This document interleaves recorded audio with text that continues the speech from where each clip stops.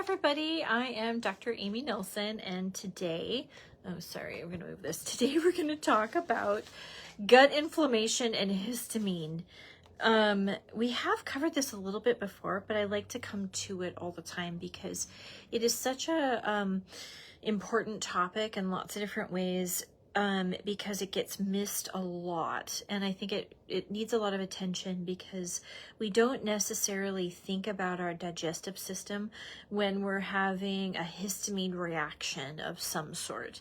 And that histamine reaction can be seasonal allergies, it could be dizziness, it could be a skin reaction like hives or a redness or something like a chronic skin problem like eczema and things like that. It can also be something that is local to the digestive system. So a lot of people will kind of talk about histamine rich foods that they can't handle, so there's a lot of interesting things that come through when we're looking at how the digestive system impacts our ability to handle histamine. And I think we kind of live in a world where we think about histamine from an antihistamine perspective to say like, oh, I've got a histamine reaction going on. I'm broken.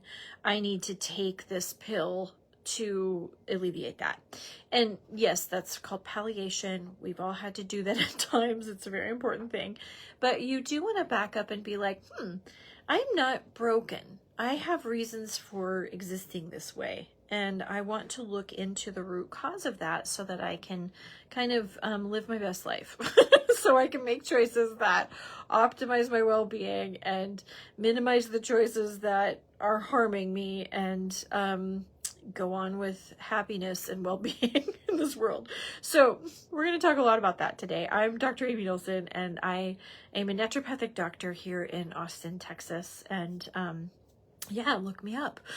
Anyway, we'll get into it because I kind of like this little article, and I should probably drop a link to it.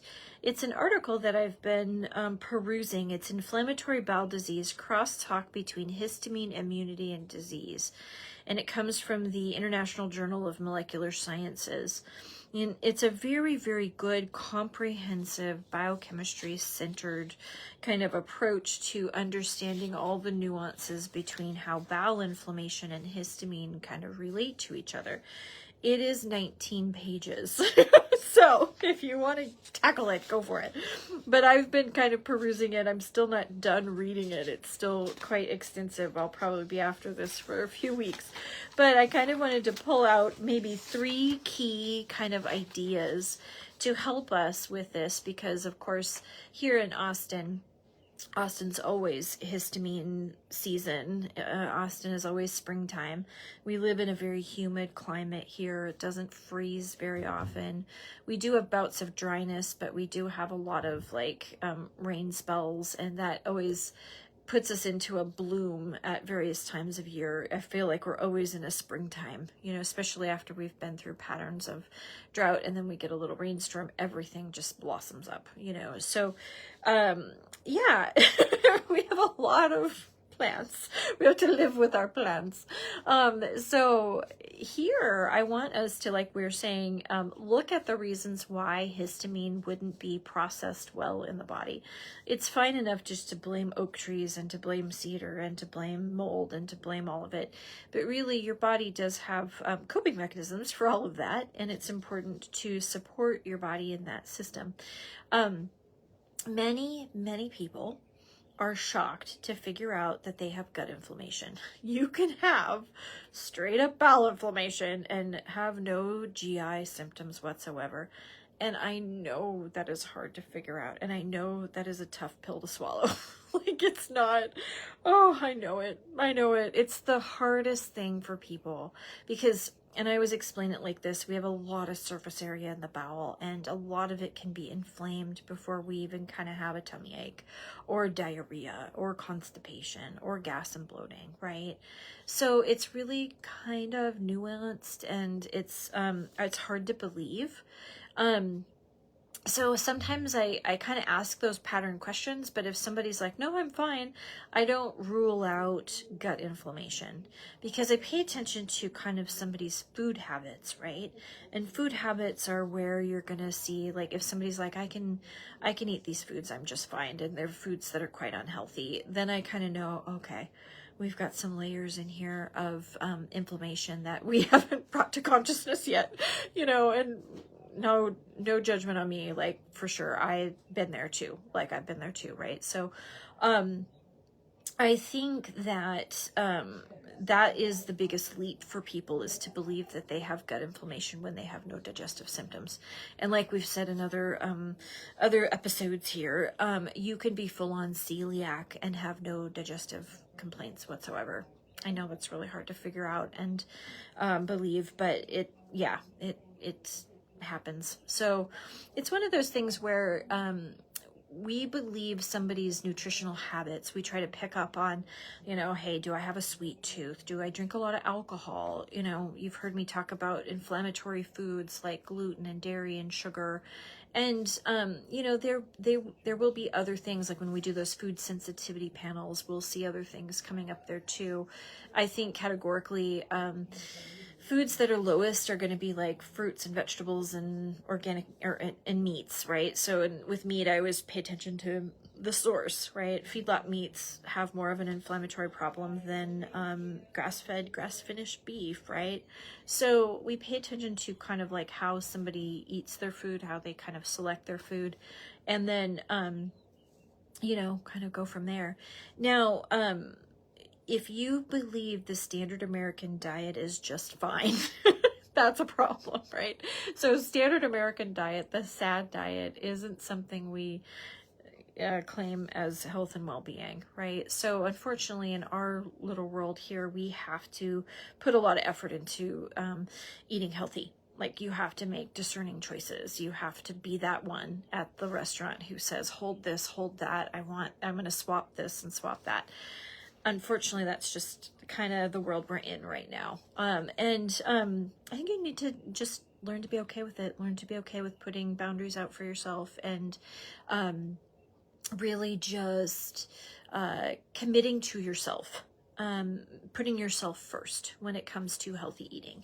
We have a holiday season coming up, right? And holidays are always a challenge for our choices. But yeah, I've written this before, where, like, if you have these family traditional recipes and they're full of cream and full of flour, and that's like a heart attack, I think your ancestor would be like, oh my gosh, do not eat that. That is going to give you a heart attack. And they would want you to not eat that thing. So if you modified that recipe and made it healthier, hooray, that's the ancestral spirit that's going to come through that cooking, right? It's not to say I need this traditional recipe made in this traditional way because it tastes good. Now we know more, and so your family lineage would want you to choose healthy. So pick that for yourself this traditional holiday season. So let's talk about leaky gut. So in this article, this bowel inflammatory article, and the crosstalk between histamine and inflammation, it does talk about the different ways we can have inflammation in the bowel. Now, we talk about leaky gut syndrome quite a bit. There can be this low-grade inflammatory reaction that's going on in the system. Can you see leaky gut on endoscopy and colonoscopy? No, because endoscopy and colonoscopy is not microscopy, right? It is if the doctor took a sample of the bowel and sent it to the lab, and they looked under the microscope and saw something going on there. But there's not a lot of histological changes that you can see. You might see a few things. I mean, back in the day, there was blunting of the villi. That's more along the lines of like straight up colitis, though. So usually leaky gut is kind of like the setting before you get to the strong colitis characteristics of the bowel. And so leaky gut is like an increased intestinal permeability. That means, like, I always do this puppet show with my patients, like, pretend your gut's like this. If we have leaky gut, we're opening up the tight junctions, right? So really, like, your gut cells, your enterocytes, are packed together, and pretend these are the villi. So they're linked together here, right? And so if we have a lot of gluten, dairy, sugar, if we have a lot of, even like antibiotics, we'll talk about flora disruptions in a second, things will start to inflame the bowel and open that tight junction up, right? So that opening, the gut is no longer a tight barrier anymore, keeping bad things out and nutrition in. It's now letting other things in. So it's letting undigested proteins in, which are inflammatory. They're going to create an inflammatory trigger. They're going to let toxicity in. They're going to let even like different bacteria and viruses in. So leaky gut creates this intestinal hyper I'm stuck on this word, hyperpermeability. There we go. And it basically is allowing these like inflammatory conditions that start this inflammatory domino effect in the system. So that right there is a starting point for my body is a little bit now trigger happy for dumping histamine, right? Because I've got a little bit of an inflammatory signal. So you think about like your histamine your histamine dumping cells, like the mast cells and any of those cells that end in "phil." So the neutrophils, the eosinophils, things like that. They will dump their histamine packets, but they need kind of like a cytokine signal to do it. And that's like their main thing. They love doing that. So if they now have these cytokines that are kind of flooding them, cytokines are just a text message from the immune system. So it's saying, dump the histamine, and it's like, okay, goody, I will dump the histamine. So we have this cytokine inflammatory response that programs onto these cells that dump the histamine too easily. You walk outside today and have a reaction to the pollen, and it becomes even harder to deal with, because normally if those cells weren't so sensitive, if we had that lack of cytokine response to them, they wouldn't have that kind of like ease at dumping the histamine. They'd be a little bit more stable, and then you wouldn't, be so hyper reactive to like the world, right? So that's one way that leaky gut contributes to the histamine reaction, is just through that cytokine response of the inflammation that it lets in. We always, for food sensitivities, we measure IgG and IgA as well as IgE antibodies to determine that. So when we do a food sensitivity panel, we will do an anti-inflammatory diet to see if the histamine reaction settles down. That's very important for stabilizing histamine. And you're going to do that not only for your digestive health patients, like we just said, but we do that for people who have like skin reactions with histamine, like chronic hives or eczema or things like that. We're also going to do that for people who've got vertigo, for sure, dizziness, or even like the people who have chronic sinus infections or upper respiratory infection of some sort. Doing a really good nutritional workup to understand what foods are creating inflammation is huge for stabilizing histamine. Now, the second little talking point is going to be the gut microbiome. So, I always make the students write this down, and I tell them it's going to be on their final. It's going to be a true or false. I'd like you to get the question right. So, so what we do is, the thing I have them write down is healthy probiotics don't grow well on inflamed tissue. Healthy probiotics do not grow well on inflamed tissue, right? Our digestive system is the universe of microbiome. I don't have them write all that. That one sentence is the first one, so I can say to them, true or false, healthy probiotics do not grow well on inflamed tissue, right? So you need non-inflamed tissue. You need a really good microbiome, and you need there to be diversity of the gut flora, right? So that leaky gut situation is not a great space for the probiotics to set up in. And so what has to happen then are shifting in the flora, right? And flora is super important to us. Remember that we are more part bacteria than we are our own human cells. Look it up. It's true. And so we are, our healthy flora work for us, and it's very important for us to have a balance of them.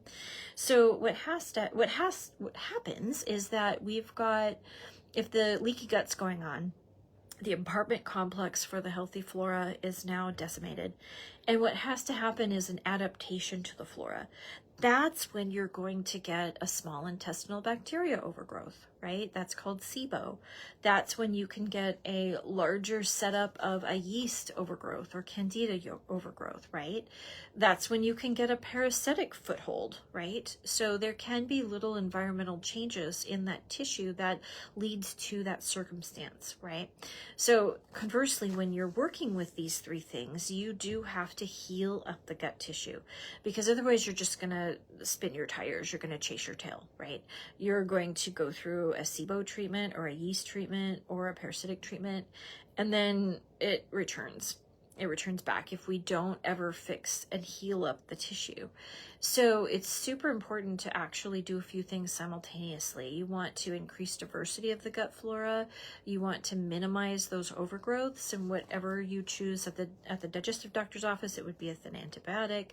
I love to use different antimicrobial herbs. There's just different ways to kind of work with these things. But you have to, yes, decrease the overgrowth. So you have to minimize that colony again. We're not going to say gut bomb. We're not going to say kill it all off, right? Because it is about a balance, you know, in its true role in a small, in small homeostasis. It actually does a good job for us. It's like when it overgrows, it can create a problem. And when it overgrows, it creates a fermentation situation. So if you have SIBO, you're fermenting more than you're digesting, right? You're getting some, you know, that colony that's overgrown is getting a food supply and is fermenting it, creating a gas and an alcohol byproduct. What does alcohol do to the bowel? Poisons it. Is alcohol healthy for you? No. And oh boy, yeah, I know. I take away alcohol a lot. And I mean, I don't want to shame you. I get it. It's social. It feels good to drink at times, I guess. I don't think it's important anymore. I realized a long time ago it's bad for my body. I just think we could live in a world where we don't normalize it so much. I love mocktails. I love healthier drinks, even like bitters that are healthy. That's a cool idea. Like normalize mocktails and, you know, festive drinks that aren't full of alcohol, because most of us can't tolerate it for health reasons. And then also there's a lot of alcoholism, right? And so people have mental emotional problems with it. I'm not going to shame you if you drink and stuff, but we will talk about how to help your body out of that situation when you're exposing yourself to alcohol. But I also want you to wake up to the idea that if you drink all the time, it's harder for you to get better. Like you really, really, really have to bring that to consciousness, because if we're doing a whole bunch of stuff to help you get healthy, and you come in and you're not getting better and you're kind of mad about it, but you have, I don't know, 2 Bud Lights a day, you know, let's really, really, really be real about that habit and what it's doing, you know? So that means we have to double and triple our therapies. Just stop drinking, you know? And I don't want to shame anybody. That's not the way to do it, but I get it. It's a deeper problem you would drive into, like, why is this in your life? Like, what's happening in your world? And you'd really, really, really want to listen to what somebody's process is. And I always want to make that a very, very, very safe space. Like, that's important. So I don't know, I guess I kid around about it, but I really do want somebody to tell me about what's going on with them, you know? Anyway, that said, alcohol's bad for you. Don't drink it, please. So the microbiome, if it is in an inflamed state, it itself inflames the bowel. So we just talked about foods that create leaky gut. The microbiome creates leaky gut and exists because of leaky gut, right? We're so linear in our thinking that it's like, what came first, the leaky gut or the microbiome problem? Well, I would put money on maybe the leaky gut, I don't know, but they often are simultaneous. So you have to fix both. Other things that create a gut microbiome issue definitely would be antibiotic use. So even though somebody may not have the characteristic diarrhea or yeast infection or constipation after an antibiotic, we still know that there's that probably low-grade gut inflammation that's creating leaky gut. You have to figure that piece out. Stress would do it, right? Stress, lack of GABA. GABA is a neurotransmitter that helps us calm down, brings blood supply to the bowel. Glutamate is very excitatory, inflammatory, and it depletes from the bowel. Glutamate is GABA's opposite, yeah. So we do know that chronic stress has an impact on the digestive system. Environmental toxins all day long, you know, that's kind of a key for everything. When you're exposed to, you know, things that are hard for you to detox, that's going to be hard on the microbiome. So yeah, those were two big topics. The next topic is actually about the idea of the histamine receptors themselves. And this is something that I think is very fascinating. So we have different types of histamine receptors in different tissues, right? And so this study talks a lot about the stimulation of H1R. So a histamine receptor that is proliferative in smooth muscle, so that would be where the bowel operates from. So there's smooth muscle around our digestive system. There's also H1R receptors in the heart, and then in the blood vessel endothelium, so it's inside our blood vessels, and of course inside our central nervous system. When that receptor is activated, it itself changes some biochemistry that activates our eosinophils and our neutrophils, right? So that receptor activation would then kick up eosinophils and neutrophils, and those guys are going to dump more histamine. So you can kind of see how things like that snowball a little bit. There's also, in the skin, it would be the H4R receptor that creates that kind of chronic dermatitis with that inflammatory response for that. So if we are going to look at histamine receptors and how to modulate them, those are two key receptors that we can kind of focus on. I think that a lot more is going to be studied about, you know, how to modulate these receptors. I think we've got our herbal situation with nettles and bromelain and quercetin and any of the proteolytic enzymes. We might study how they're going to interact with these receptors. But I found it fascinating that receptor activation can create that pro-inflammatory response that gets that snowballing. And that just tells us another key piece in that puzzle. It may help us with therapies down the road. So, this study, I'll put it down in the notes or in the comments down below. But if you'd like to go ahead and read about it, you can kind of start understanding how that inflammatory bowel situation contributes to the histamine reactions in the body. What do we do for it? Let's say we've got clean eating for sure. So we might run a food sensitivity panel. We might run a stool culture to work up histamine reactions. We also might run, try to understand some genetic profiles. Some people have genetics where they're very slow to make histamine clearance pathways work in their body. So that would include the glutathione pathway. It would also include what's called HNMT. So some people are very slow at making those pathways. They need different support in different ways. If we were, to help with the seasonal allergies, like I said, clean eating is imperative. You would maybe do N-acetylcysteine. So NAC is a rate limiting, or it's basically the presence of NAC helps us create glutathione. So it's the rate limiting step for glutathione production. Glutathione is like major for the liver to help you clear down kind of the inflammatory response due to histamine. So we get a lot of support out of either N-acetylcysteine, or when that's not working very well, then we'll do liposomal glutathione for lots of things with seasonal allergies and for vertigo and for skin histamine reactions. So that's a key area. Second is there is different ways to stabilize the microbiome. So there are actual studies done on which microbiomes seem to improve histamine or stabilize histamine reactions in the system. So there are these different species of different I think it's called Histodigest by Seeking Health, that are lines of probiotics that are known to stabilize the histamine reaction in the bowel. That said, you might then do a yeast treatment on the bowel or a microbiome treatment on the bowel.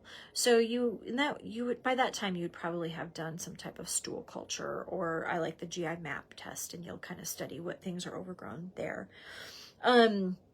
So again, some liver support, bowel support, get rid of inflammation in the bowel, eat healthy. The other would be to stabilize the mast cells. So there's a litany of different products on the market. Usually they're going to have, like we mentioned, nettles, bromelain, quercetin, different things that are classified as mast cell stabilizers. You typically do need to do a loading dose of these. It's really common to need to be taking like a week's worth of, like I use D-Hist all the time, so I would do like 3 capsules twice a day for probably a week, and then you back it down from there. Those are different ways to stabilize the histamine reactions, in addition to healthy eating, healthy eating, healthy eating. You cannot outcompete this with a bad diet, or you will outcompete this with a bad diet, I should say. So we definitely want there to be, stability going on. So the unfair thing would be like, nothing worked that I took, but I'm eating, I don't know, McDonald's and cheese and ice cream and Bud Light. That's going to be hard. It's going to be hard to tackle that one, and so you really do want to be fair. And as a practitioner, I just try to make it a very, very safe place for people to tell me about their things that they did. I don't want people to keep things from me. And to do that, I try to make it a very safe place, even though we giggle about Bud Light. But I mean, if you have a Bud Light problem, let's talk about it. It's totally cool. Like, yeah, we'll get you through it. Anyway, so... yes, this little article, like I said, I'll post it, but Inflammatory Bowel Disease and the Crosstalk Between Histamine Immunity and Disease is a very, very interesting article if you want to learn about how inflammation triggers up histamine. So, all right, guys. Yeah, I'll probably talk more about this next week. We do my little Facebook Lives at noonish on Wednesdays, and then... little things I'm working on. I'm getting the next class recorded and uploaded on the website. So my first class that I did was Hormonal Basics for the Menstruating Woman. That's available on the website. If you want to listen to it and get the notes from it, it's, you're welcome to do that. The next class I'm going to be teaching are Hormonal Basics for the Perimenopausal and Menopausal Woman. And then we'll do Hormone Basics for men too. We won't forget about them. So those classes, I'm in the process of getting that going. We also have just launched my fun little, my riding school. So if you know anything about me, I did a ton with horses for a long period of time. When I was in Oregon, we did a lot of equine therapy, and we worked with how to kind of stabilize the nervous system and working with fear and learning all that with horses. So finally, it's been a couple of years now, I have gotten that going up again in Liberty Hill. So I have a little riding facility up in Liberty Hill, Texas, where we can come and work with the horses. It's for anybody who wants to, just learn how to be braver, learn how to handle emotions differently, even just learn about horses. I reference horses constantly when we're talking about the nervous system, and that might be a fun little discussion, is to upload that talk. I did a talk a long time ago at the PATH convention about the fight or flight system, and we really identified ideas on how horses handle their fight or flight, and really kind of what we learn in our systems with our own fight or flight system. So it's really kind of fascinating, and I know I always feel calmer when I'm working around horses, and I'd love to share that with you. So pretty soon we'll have that up and running. I think I've got the website under construction for the next day or two, but I'll keep you posted on things we're gonna have at the farm. Like we might do a workshop, you know, about fear, or a workshop about the nervous system, and that would be really fun to work with my little crew of horses. Anyway, so I'll keep you posted on all that, and go have fun. Make healthy dietary choices, and what else? Oh yeah, just go chillax. Don't eat too much candy, but if you do, yeah, but if you do, then you might need a yeast treatment. Be prepared. Anyway, have a good day, you guys.